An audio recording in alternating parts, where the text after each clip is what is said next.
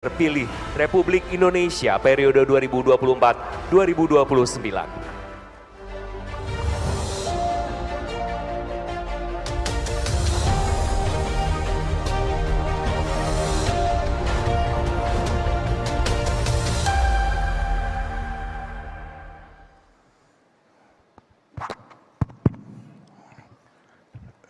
Bismillahirrahmanirrahim.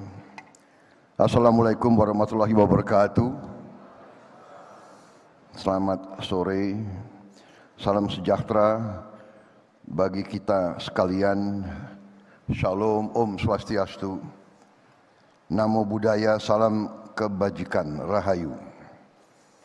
Yang saya hormati dan yang saya banggakan, Ketua Penyelenggara BNI Investor Daily Summit 2024, Saudara Enggar Tiasto Lukita, Menteri Perdagangan Republik Indonesia tahun 2016 sampai 2019, yang saya hormati dan saya banggakan, Ketua Dewan Pertimbangan Presiden Republik Indonesia Jenderal TNI Purnawirawan Wiranto,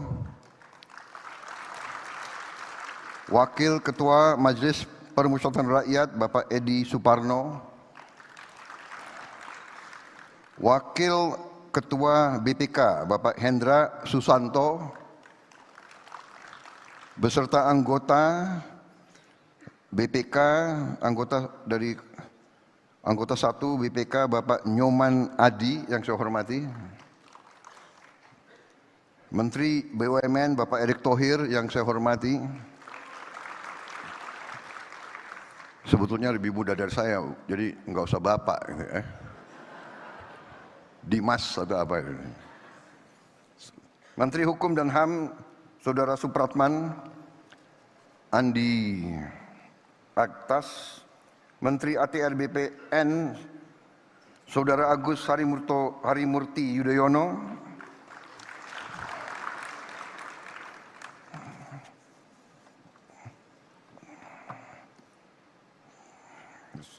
Menteri ESDM tidak hadir. Tolong dicatat itu.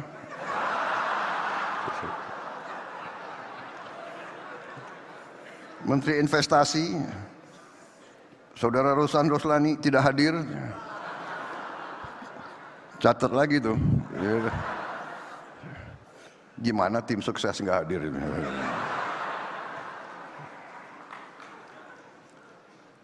Para duta besar negara sahabat dan perwakilan negara-negara sahabat yang hadir, distinguished ambassadors and representatives of friendly nations, Saudara Dirut Bank Negara Indonesia, Saudara Royke Tumilar,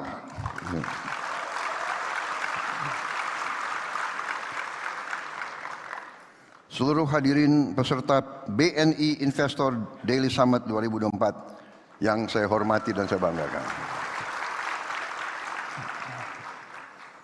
Saudara-saudara, terima kasih atas kehormatan diberikan kepada saya diundang pada acara ini.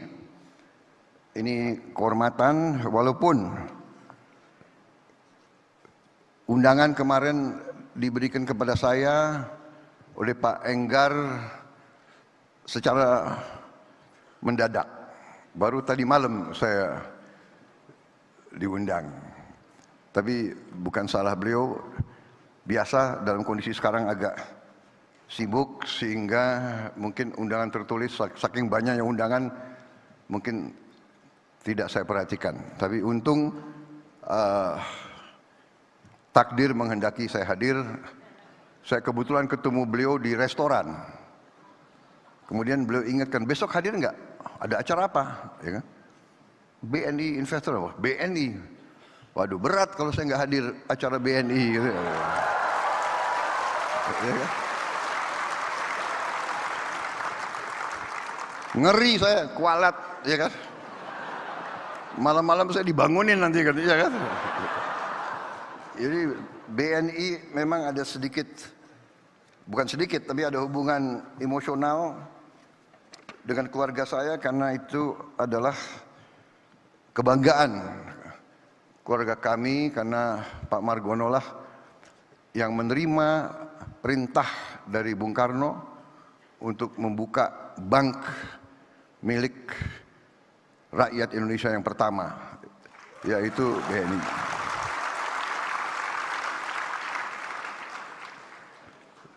Jadi perintah Bung Karno, perintah Bung Hatta, Pak Margono lah yang mendirikan. Dan juga dalam kisah keluarga, waktu Belanda menyerang Jogja tahun 48, Pak Margono ditangkap oleh Belanda di kantor BNI di Jogja waktu itu. Jadi begitu beliau ngomong ada acara BNI, walaupun saya nggak ngerti apa acaranya, ya kan? Ya kan? Ya udah, hadir aja saya, ya kan?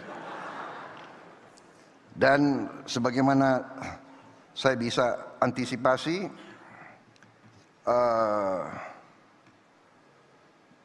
memang acara ini adalah acara tentunya tentang ekonomi.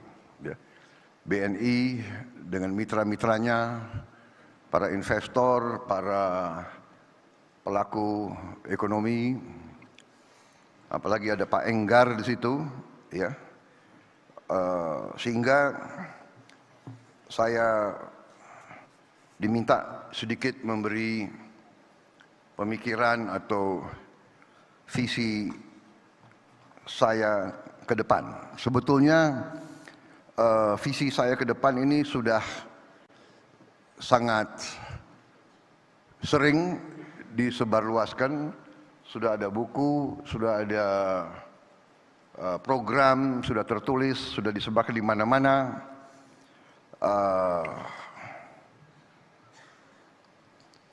Dan saya kira saudara-saudara sudah banyak mengikuti, tapi kalau saudara-saudara ingin suatu konfirmasi atau suatu rekonfirmasi atau katakanlah suatu penjelasan lagi, dengan sangat gembira saya akan menggariskan secara garis besar saja, tidak terlalu detail. Saya yakin saudara di ujung hari ini begitu banyak mendengarkan pembicaraan, sudah cukup lelah, ya kan?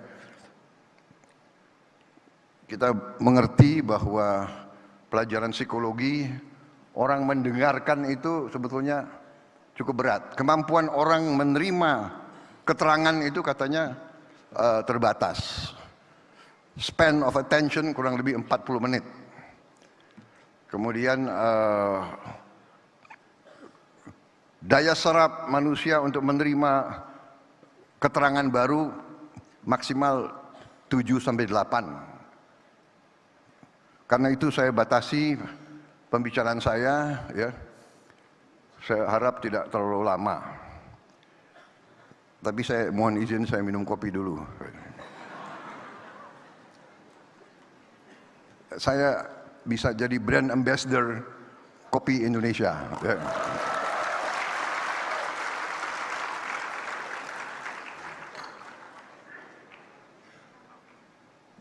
Saudara-saudara, saya kira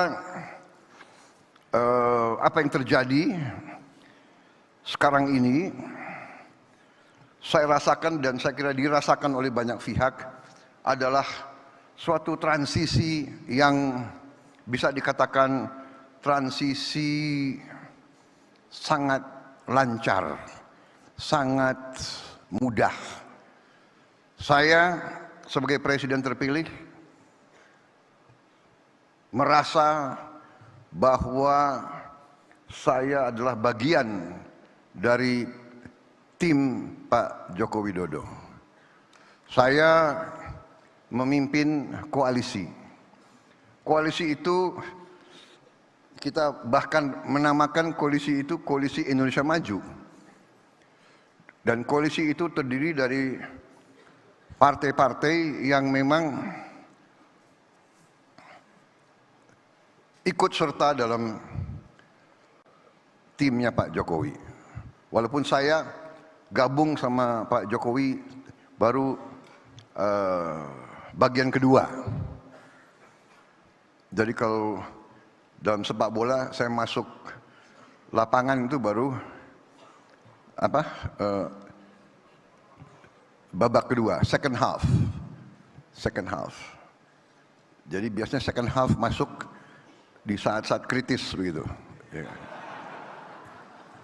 Saudara-saudara,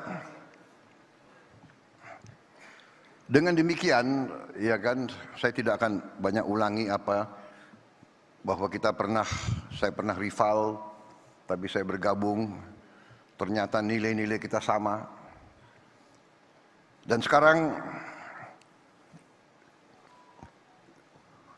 saya dalam transisi ini merasa sangat dibantu, sangat didukung oleh Pak Jokowi dan timnya. Bahkan dalam saya menyusun kabinet, kok saya melihat banyak juga ya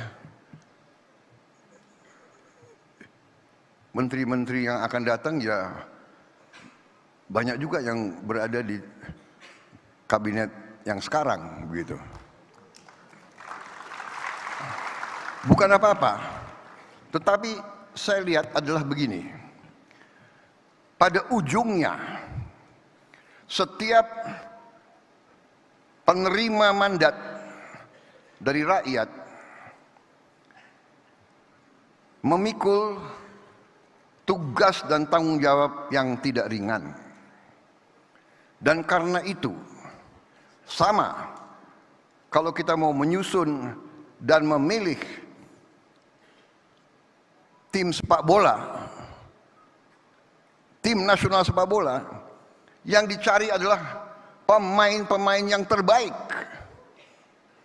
Kita tidak memikirkan orang tuanya siapa, agamanya apa, sukunya apa, rasnya apa, dia mampu atau tidak, dia bisa atau tidak, dia berjuang atau tidak, mampu nggak dia deliver, mampu nggak dia berbuat yang terbaik untuk bangsa dan rakyat. Nah, itu yang kita cari. Dan Pak Jokowi demikian, mencari yang terbaik, saya pun demikian.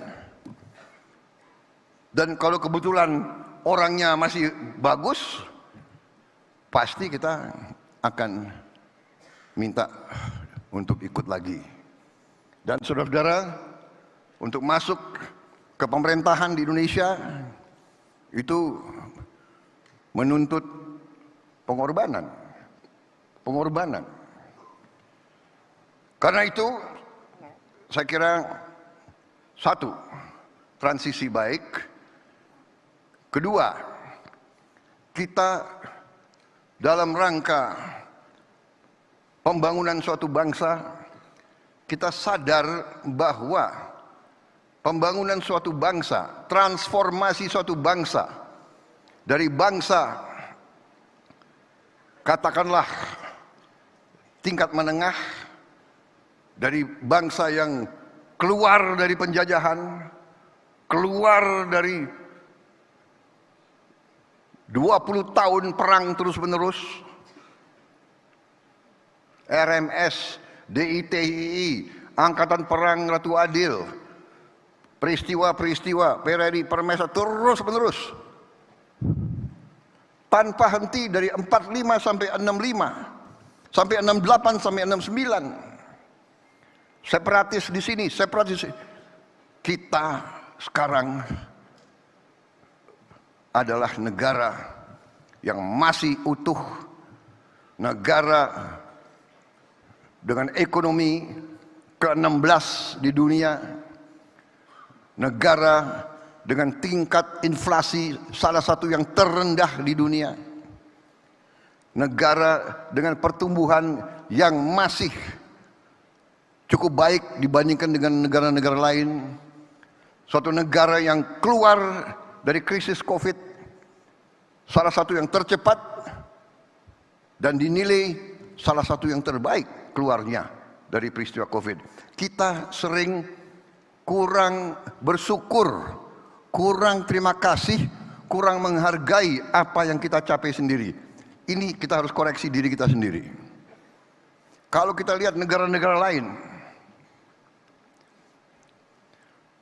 rasio hutang terhadap GDP mereka sesudah COVID naik belasan bahkan puluhan persen.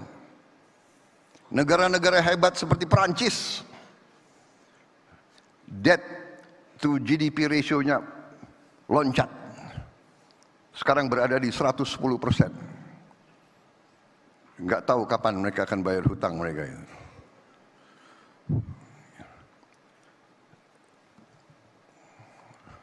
Saudara-saudara sekalian, dengan demikian saya terima mandat dari rakyat dan waktu ini saya gunakan dengan sebaik-baiknya. Saya kumpulkan pakar-pakar, saya kaji perkembangan, saya kaji situasi ekonomi kita bagaimanapun tidak bisa lepas dari kondisi geopolitik global. Kita sadar semua di sini betapa kita berada dalam suasana yang sangat penuh dengan kecemasan. Terjadi perang-perang besar dengan risiko yang sangat besar.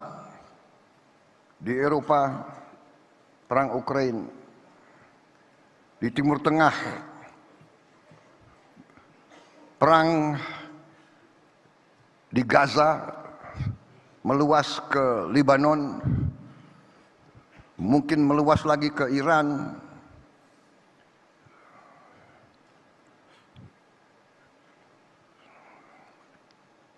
Di mana banyak ahli mengatakan kita berada di saat-saat yang penuh ketegangan. Kalau tidak hati-hati, sudah berapa negara besar saling mengancam akan gunakan bom nuklir. Saudara-saudara sekalian, di kawasan kita pun ketegangan, di Taiwan ketegangan antara Cina dan Jepang, ketegangan di Laut Cina Selatan. Di tengah ini semua kita bersyukur Indonesia menikmati keadaan damai. Keadaan damai ini tidak mudah. Tidak mudah. Tidak mungkin ada perdamaian tanpa persatuan. Saya baru dapat pelajaran, unity brings harmony. Harmony brings equilibrium. Equilibrium brings peace. Only with peace we can have prosperity.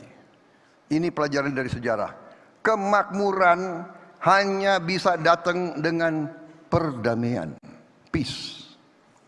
Karena itu, setiap pemimpin politik, pemimpin kemasyarakatan selalu harus berpikir langkah-langkahnya, kebijakan-kebijakannya, pendekatan-pendekatannya harus ke arah mencapai dan memelihara kondisi perdamaian, memelihara stabilitas. Untuk itu dibutuhkan kearifan, wisdom.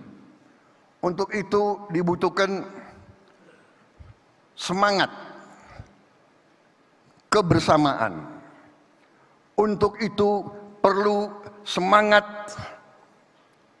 kolaborasi, semangat ingin bekerja sama. Saudara-saudara, kita mengerti bahwa kita ini memang majemuk.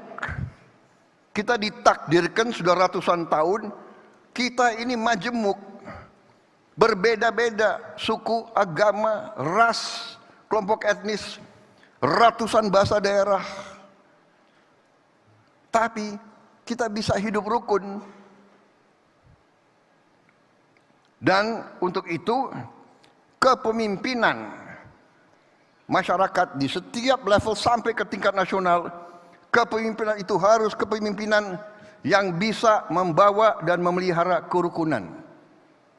Dan untuk itu saya mengambil sikap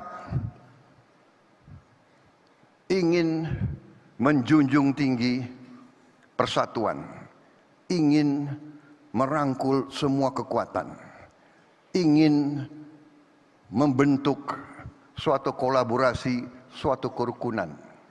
Dan saudara-saudara, sebagai pengusaha, sebagai pedagang, saudara-saudara yang paling mengerti, paling merasakan bahwa hanya dengan perdamaian, hanya dengan suasana sejuk, hanya dengan kerukunan, ada iklim di mana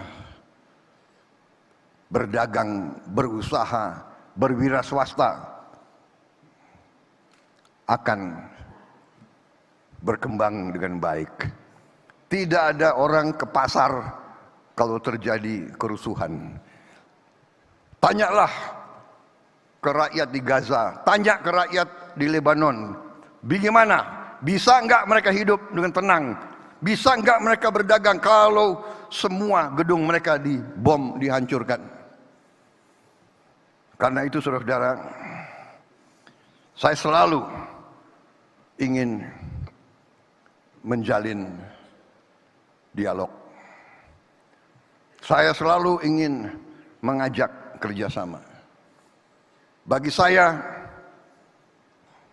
ajaran kuno 1000 kawan terlalu sedikit, 1 lawan terlalu banyak, bukan suatu slogan. Itu saya jalankan. Saya tidak melihat ke belakang, saya ingin melihat ke depan.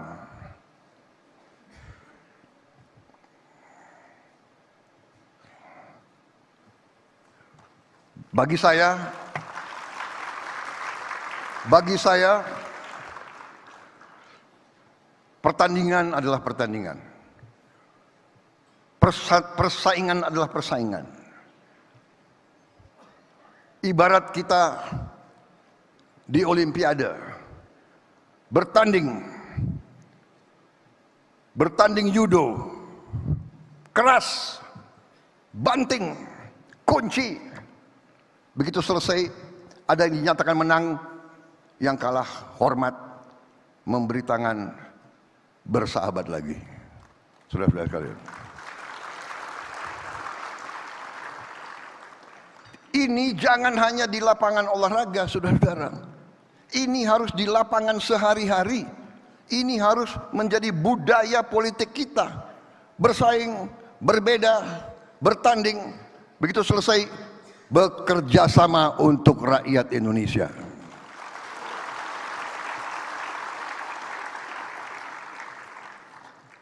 Itu keyakinan saya, dan karena itu tekad saya akan saya jalankan dengan risiko, karena saya ingin membentuk pemerintahan persatuan nasional yang kuat. Terpaksa koalisinya besar. Nanti akan dibilang, kabinet Prabowo, kabinet gemuk, banyak. Ya, negara kita besar, Bung. Negara kita luasnya sama dengan Eropa. Eropa 27 negara. Kita 1 negara. Sebagai contoh, Timor Leste, negaranya itu jumlah penduduknya 1,3 juta kalau tidak salah. 1,3 juta. Lebih kecil dari Bogor, Kabupaten Bogor. Kabinetnya, menterinya tahu nggak berapa? 28 menteri. Kenapa? Karena dia koalisi juga. Kalau kita negara otoriter, ya kan, hanya satu partai, ya bisa jalankan negara ini hanya dengan 20 menteri, 24 menteri. Tapi saya harus merangkul semua kelompok, harus ada perwakilan. Harus ada perwakilan dari Indonesia Timur, Indonesia Barat, Indonesia Tengah, dari suku A, suku B. Harus ini Indonesia.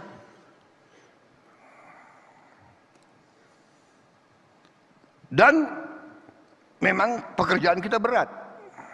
Kita bersyukur kita diberi kekayaan alam yang luar biasa. Minggu demi minggu, bulan demi bulan, ketemu lagi. Kita baru ketemu ladang gas salah satu terbesar di Andaman. Beritanya 8 sampai 12 TCF. Bisanya lebih. Kita baru ketemu lagi ladang-ladang di mana bekas-bekas Belanda, ternyata cadangannya masih banyak. Saudara-saudara sekalian, ketemu lagi cadangan emas. Rupanya Indonesia ini nanti bisa produsen emas salah satu terbesar di dunia. Ya kan? Jangan cepat tepuk tangan.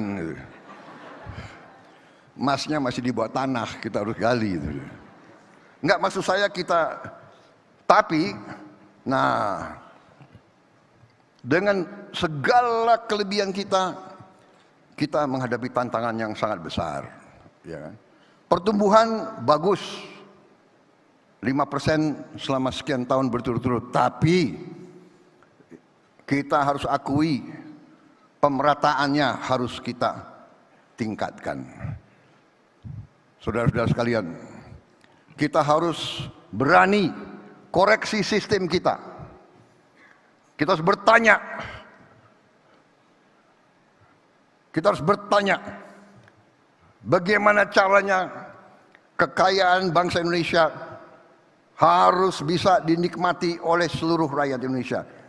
Tidak hanya segelintir orang saja. Kita tidak bisa mengandalkan trickle down economics.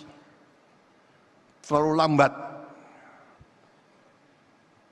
Presiden Jokowi sudah memberi contoh intervensi. Intervensi untuk menyelamatkan yang paling lemah bukan salah. Karena itulah kita berhasil menekan dan mempertahankan inflasi sampai di sini. Saudara harus tahu, ini bukan teori buku. Mungkin ini teori di luar buku, nggak ada di buku. Itu pun suatu kelebihan Pak Jokowi, pernah jadi wali kota. Dia belajar mengendalikan inflasi dari waktu dia wali kota.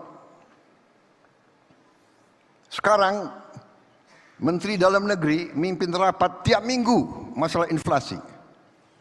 Dengan Zoom, semua kabupaten, semua gubernur dipantau oleh Menteri Dalam Negeri.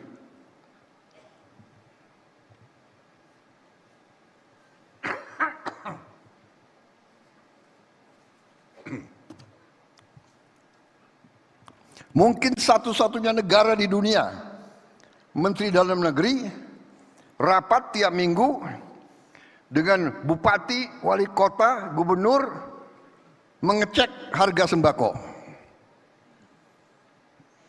Di mana ada kelebihan, di mana ada kekurangan. Ini harus kita akui, ekonomi bukan hit and run, bukan bukan sesuatu yang kita serahkan kepada keberuntungan. Ini adalah manajemen yang prudent, manajemen yang teliti, manajemen yang hati-hati. Saudara-saudara, kita harus berani koreksi diri. Sistem kita masih terlalu banyak kebocoran. Korupsi harus kita hadapi dengan berani. Untuk itu kita harus menghadapinya dengan sistem integralistik. Sistem menyeluruh.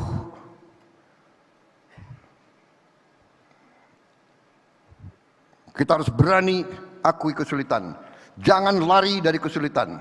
Hadapi kesulitan dan selesaikan kesulitan itu.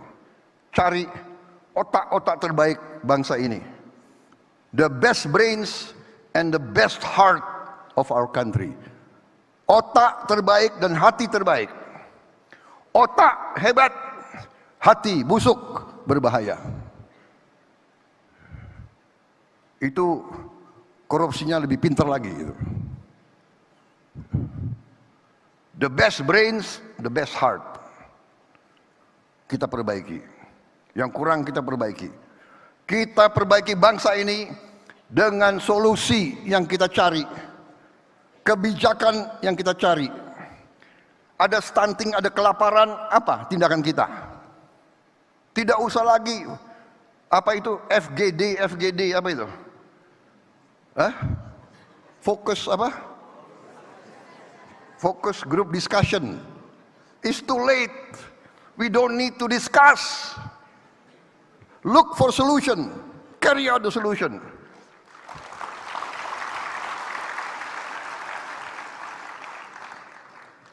Saudara-saudara, kita berani hadapi, harus berani. Kita tidak bisa boleh lagi membiarkan anak-anak Indonesia tidak makan pagi. Saudara-saudara, salah satu, Anda tanya visi, sudah ada. Saya dari dulu bertekad ada beberapa hal fundamental. Survival kita suatu bangsa, sebagai bangsa, tergantung beberapa hal yang sangat mendasar. Pertama adalah swasembada pangan. Suatu bangsa harus bisa produksi dan memberi makan ke rakyatnya. Bangsa mau merdeka tidak boleh tergantung dengan impor pangan. Saya bertekad untuk swasembada pangan.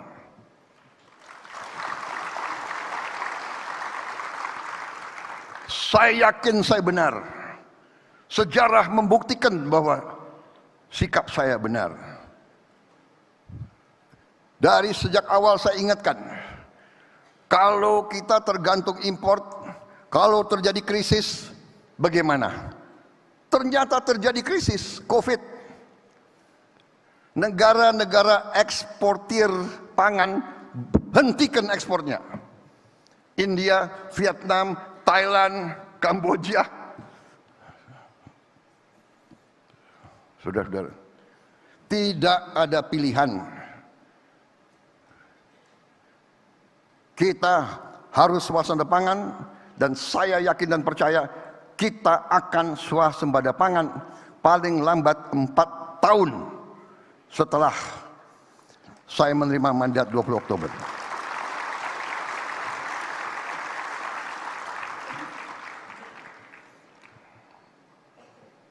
Yang kedua, kita harus swasembada energi. Kita tidak bisa lagi tergantung import bahan bakar. Kalau terjadi krisis, sama lagi. Sekarang Israel diramalkan akan menyerang ladang-ladang minyak Iran. Iran mengatakan kalau ladang minyak dan gas mereka diserang, mereka akan balas menyerang ladang-ladang minyak gas sekutu-sekutu Amerika. Berarti Arab Saudi, Kuwait, Qatar, Bahrain ini sekutu Amerika semua. Karena Amerika dianggap mendukung Israel, Iran kalau diserang yang dibalas sekutu-sekutu Amerika. Kita bisa bayangkan harga minyak berapa? Kita bersyukur lagi, Tuhan Maha Besar sangat cinta sama rakyat Indonesia. Saudara-saudara, sekarang ada teknologi, kita bisa bikin solar dari kelapa sawit. Bahkan tidak hanya B35, B40, B50, tidak, kita bisa bikin D100. Bensin bisa juga dari kelapa sawit. Saudara-saudara sekalian. Jadi kita sangat bisa swasembada pangan. Belum lagi kita menemukan ladang-ladang baru. Dan kita bisa membuka ladang-ladang bekas Belanda dengan teknologi baru. Kita juga bisa batu bara kita rubah menjadi solar, menjadi diesel, menjadi DME, menggantikan LPG. Saudara-saudara, yang Maha Besar sangat baik sama kita. Tinggal kita mampu atau tidak. Selain swasembada pangan, swasembada energi, kita harus hilirisasi. Jadi yang dicanangkan Pak Jokowi ini mutlak kunci terhadap kebangkitan kita. Kita harus hilirisasi, dari hilirisasi kita laksanakan industrialisasi. Bersyukur lagi kita miliki cadangan nikel terbesar di dunia. Kita memiliki cadangan boksit salah satu terbesar di dunia. Koper kalau nggak salah kita ketujuh di dunia. Kita punya thorium, kita punya uranium, saudara-saudara sekalian, kita punya rare earth.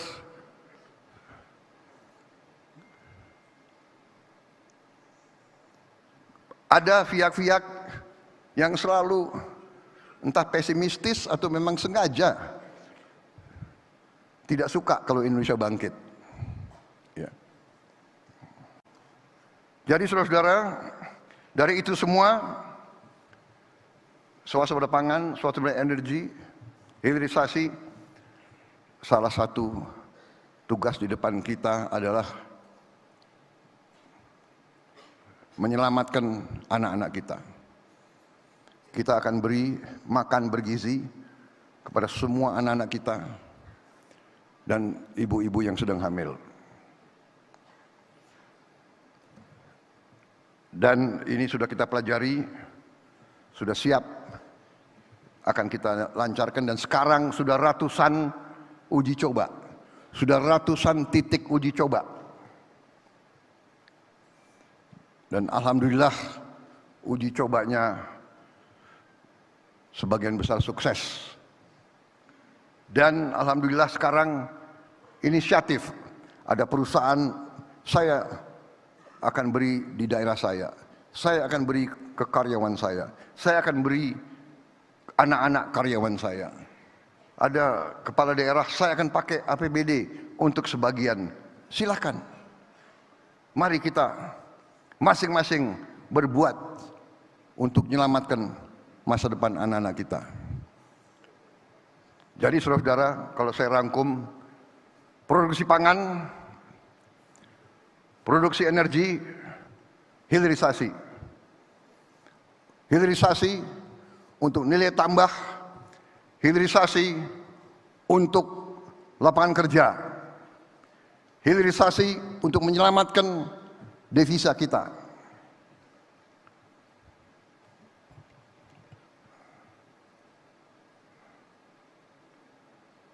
Kemudian salah satu usaha kita juga adalah untuk mengurangi mitigasi kemiskinan. Sekarang banyak subsidi kita setelah dikaji kurang dinikmati lapisan paling bawah. Karena subsidi itu adalah diarahkan ke subsidi barang, produk. Kita sedang mengkaji merubah subsidi menjadi subsidi kepada keluarga. Kita harus sekarang mencari data by name, by address setiap keluarga yang golongan paling bawah. Dan baru pada saat itu dengan cara yang benar, di situ kita berharap BRI, BNI, Pos Indonesia, PLN dengan semua jaringannya sampai ke desa bisa membantu melancarkan pengiriman subsidi itu langsung ke keluarga yang miskin. Saudara-saudara, saya kira secara garis besar itu strategi saya. Saya percaya swasembada pangan, swasembada energi, hilirisasi, makan untuk anak-anak, kemudian mitigasi kemiskinan segera. Kemudian dengan program-program itu semua, para pakar ekonomi menghitung. Sebagai contoh, kalau kita insya Allah berhasil, dan saya yakin kita berhasil, mencakup pemberian makan bergizi untuk anak-anak kita, artinya ada uang beredar di setiap desa, setiap hari. Artinya telur, sayur, pangan, buah,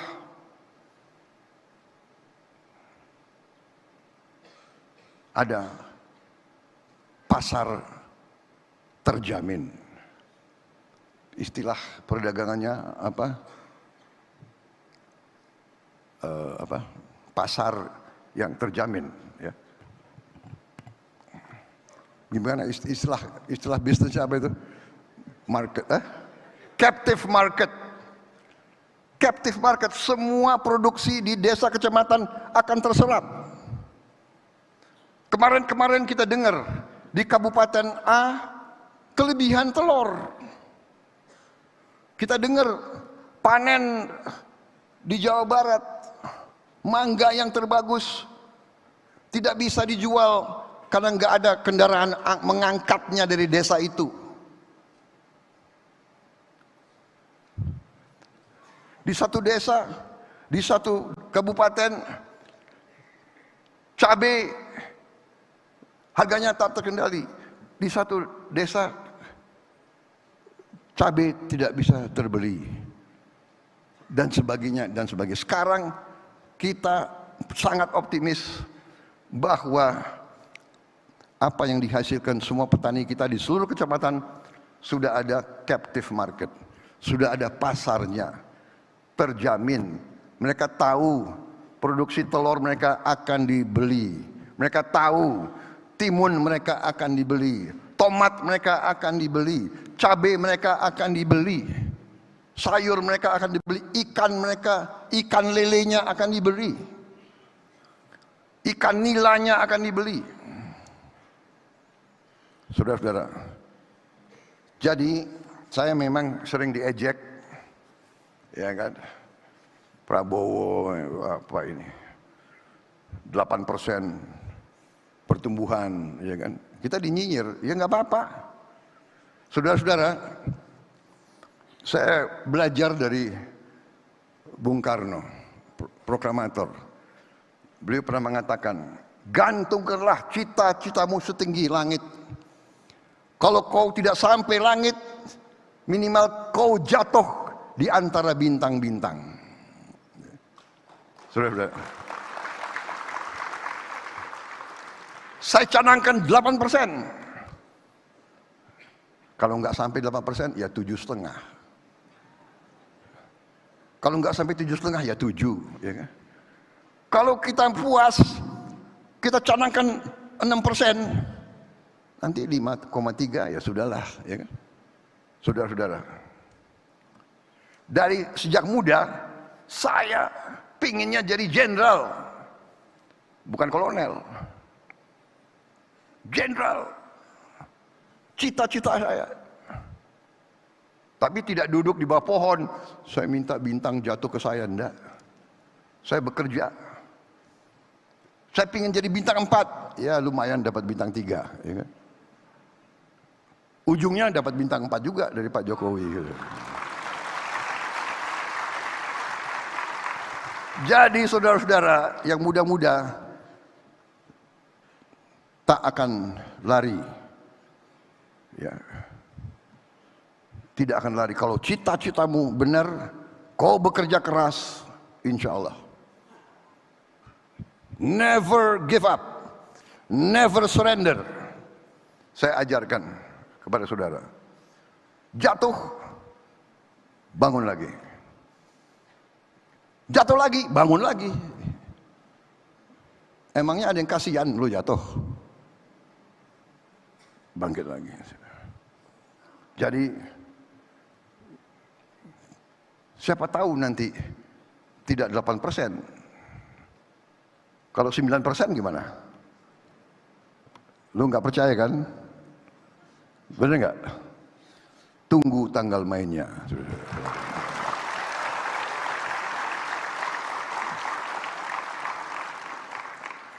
Saya optimis.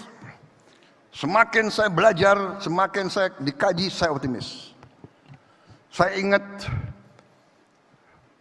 seorang tokoh terkenal dari Amerika Serikat, Franklin Delano Roosevelt. Dia mengatakan, the only fear that we have to fear is fear itself. Ketakutan yang harus kita waspadai, ya ketakutan itu. The only thing we have to fear is fear itself. Jangan takut. Tidak ada keberhasilan tanpa keberanian. Bangsa Indonesia bangsa yang berani. Bangsa Indonesia bangsa yang optimis. Kita insya Allah akan jadi negara maju. Kita akan jadi negara makmur, saudara-saudara sekalian. Tentunya kita harus kerja keras.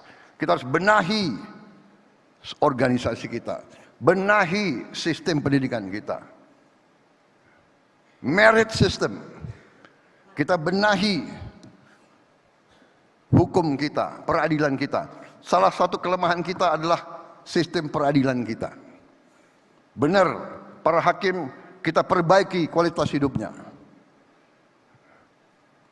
Kita bikin hakim-hakim kita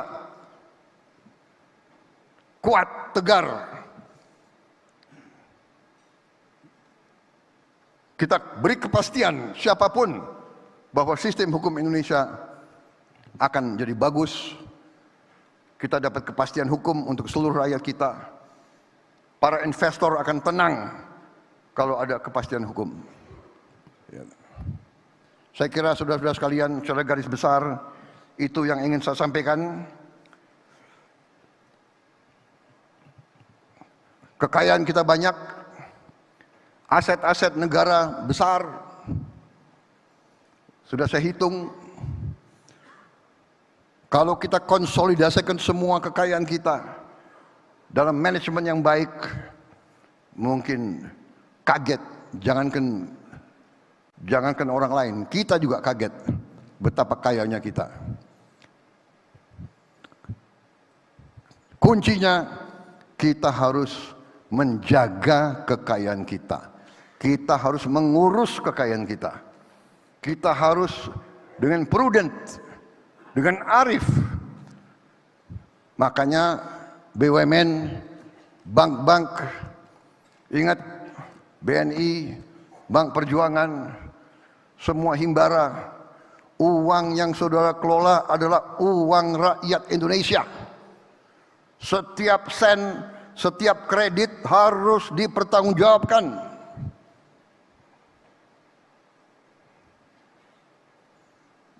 Insya Allah kita akan berhasil. Wassalamualaikum warahmatullahi wabarakatuh. Salam sejahtera bagi kita sekalian. Shalom, Om, Santi, Santi, Santi, Om. Namo Buddhaya, Rahayu, Rahayu. Terima kasih. Mohon maaf kalau ada kata-kata saya yang kurang berkenan. Itu yang saya rasakan, itu yang saya yakini. insya Allah kita akan bersama-sama mencapai kehebatan-kehebatan untuk bangsa dan rakyat kita. Terima kasih, selamat sore, selesai. Terima kasih yang terhormat kepada Jenderal TNI Purnawirawan